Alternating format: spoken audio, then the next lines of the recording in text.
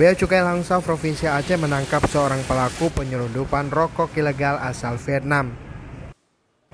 Petugas menyita puluhan ribu batang rokok merek Luffman dari sebuah mobil box.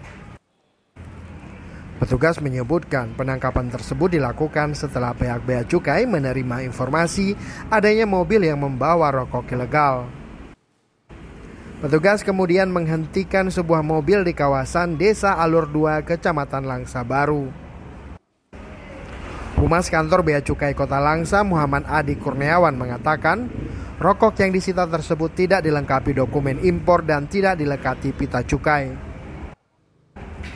Akibat peredaran rokok ilegal tersebut, potensi kerugian negara diperkirakan sekitar 80 juta rupiah. Dan atas hasil penindakan tersebut, kami telah mengamankan 1 unit minibus sebagai sarana pengangkut, kemudian 1 orang pelaku, yaitu supir dari minibus tersebut. Pelaku tindakan ilegal ini maka dapat diancam hukuman pidana dan juga diancam dengan denda administrasi sebesar sampai dengan 10 kali nilai cukai yang harusnya dibayar.